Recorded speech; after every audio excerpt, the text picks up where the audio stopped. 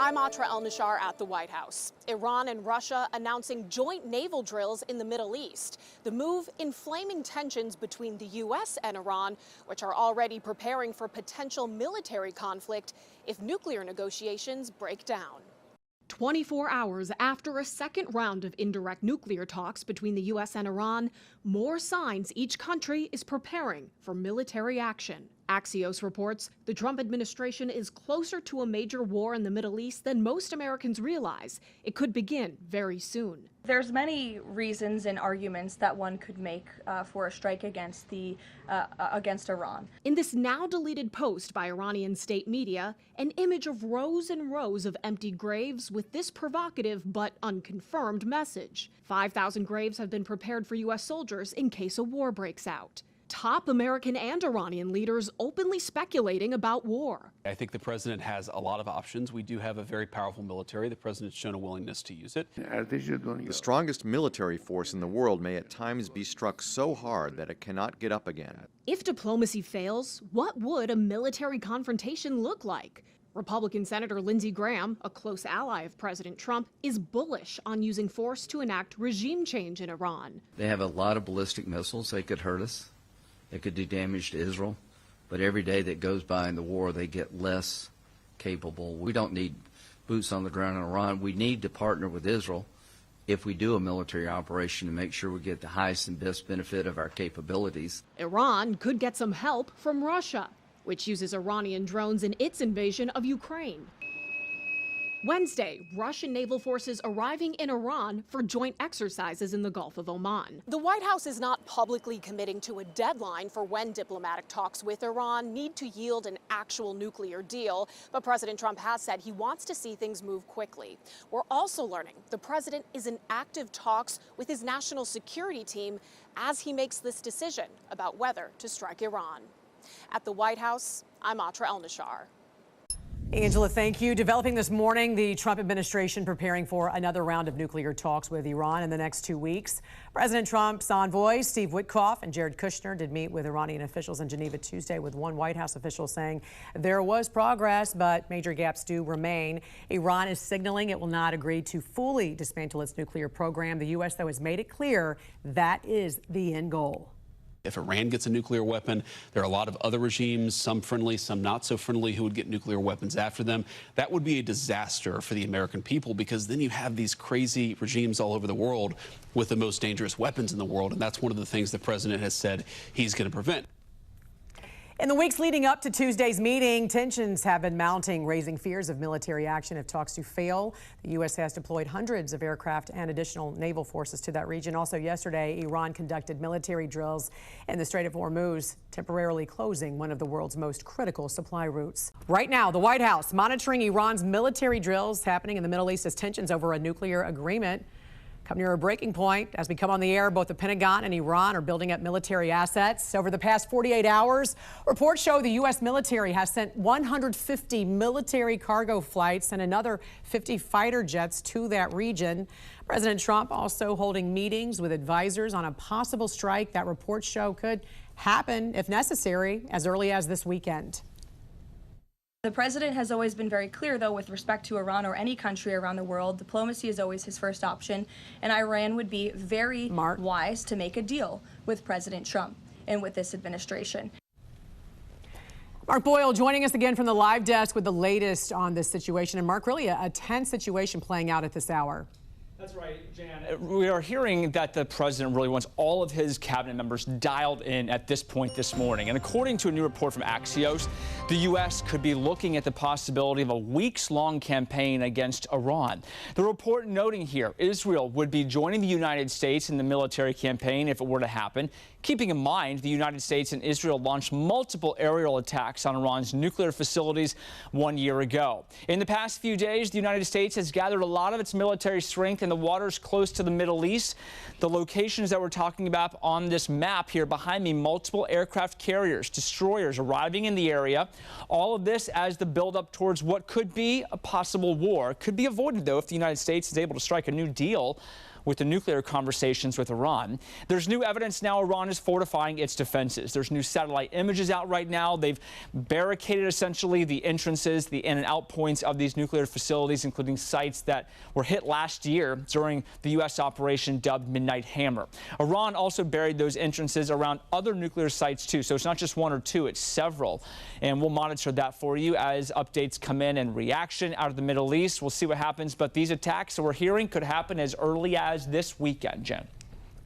Mark, thank you. This morning, the Iranian regime also on the clock, facing a deadline to present a proposal to resolve the differences of a possible nuclear agreement. Both sides are still far apart on a deal, especially when it comes to Iran's missile stockpile. I'm Atra El-Nashar in Washington. President Trump says within the next 10 days, he plans to make a decision about whether to continue nuclear negotiations with Iran or take military action.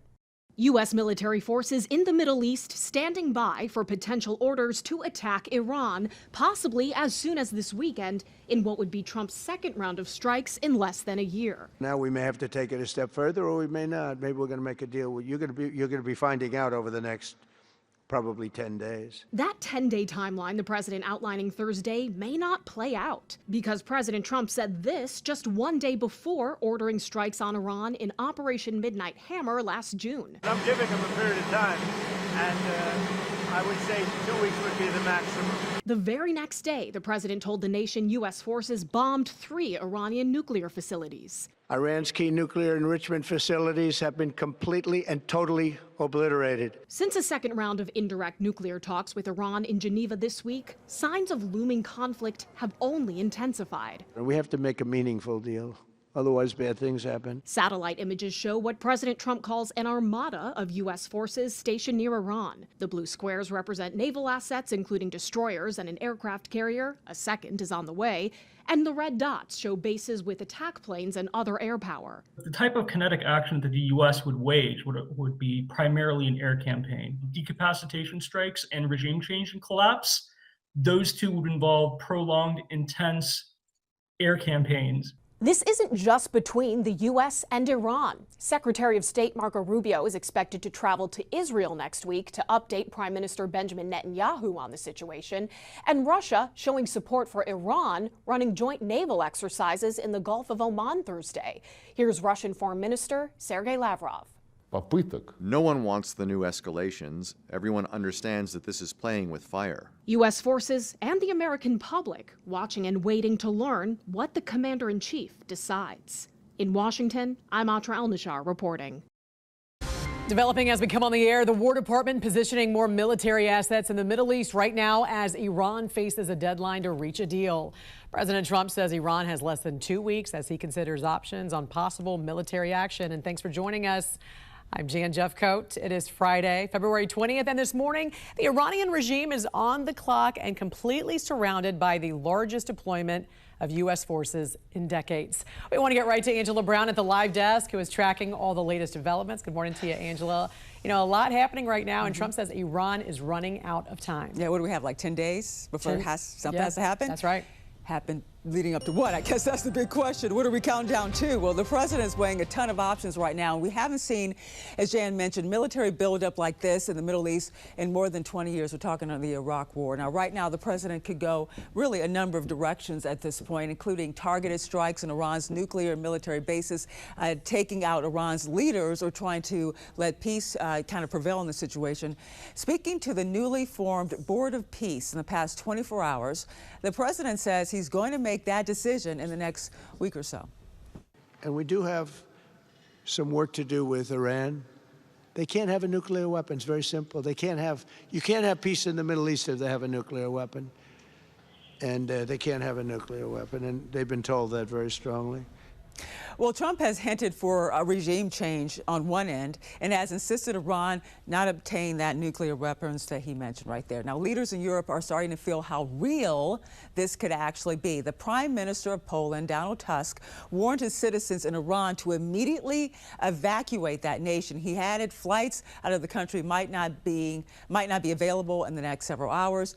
Now, I want you to take a look at this map right here behind me as well. I want you to focus on this right here. It shows the buildup of U.S. military forces and what have have been stationed close to Iran. The U.S. is still trying to bring even more warships and aircraft carriers into the region at this hour. A lot developing in the Middle East this morning. We're going to stay on top of all this this morning at the live desk. All right, Angela, thanks so much. Also this morning, the White House monitoring Iran's efforts to rebuild the nuclear sites the U.S. destroyed in Operation Midnight Hammer over the summer.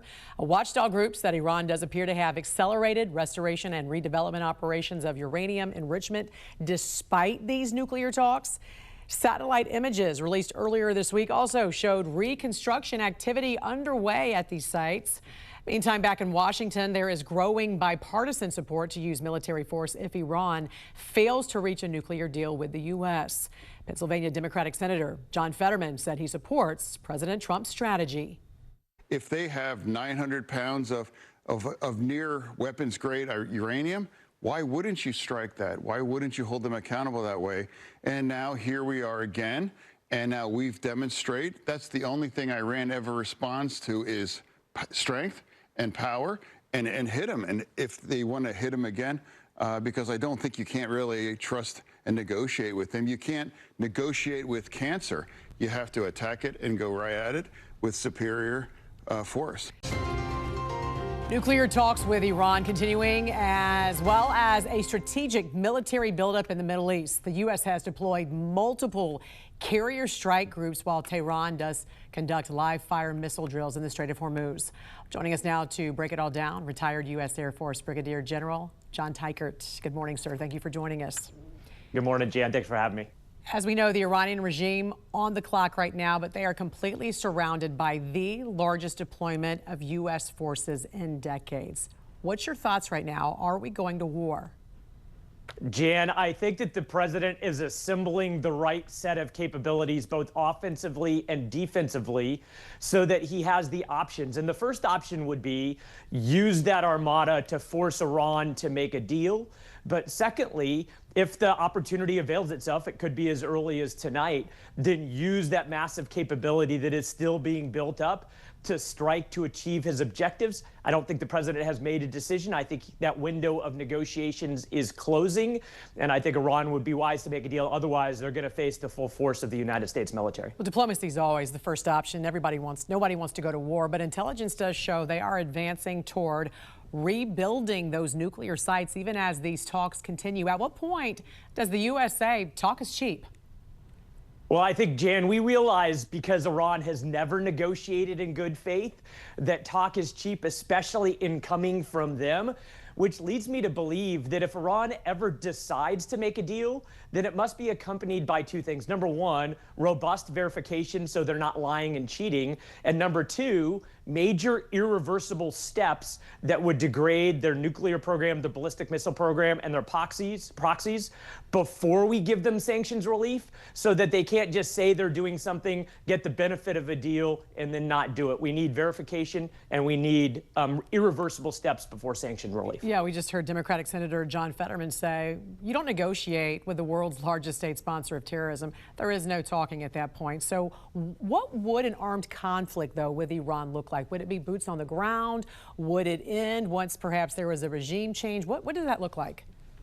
Jan, when you're completing or building a military campaign, you always start with objectives. And because we're not 100% sure from the president whether this is just about the nuclear program or the nuclear program and ballistic missiles or proxies or support to the protesters, we don't quite know. But I hope in that situation room, he is defining the objectives. And then you can build a campaign with the right assets and the right sustainability and the right risk woven in. I don't imagine any of it would involve U.S. boots on the ground, but I could see up to the high end of conflict a large sustained air campaign against a variety of targets, including regime targets in Iran. But again, I don't see boots on the ground, but also it all starts with objectives. And I hope the president is conveying clearly those objectives to his military planners. Given Iran's enrichment history and previous U.S. strikes on its facilities, how close do you believe Iran is to a viable nuclear weapon? And what will it take to prevent that outcome from dragging America into another prolonged conflict? Jan, the source on this topic that I trust the most is the Institute for Science and International Security. They are experts in this area. They are nonpartisan, and they said back in June that Iran's nuclear program, $500 billion worth, was effectively destroyed by Operation Midnight Hammer, turned to rubble.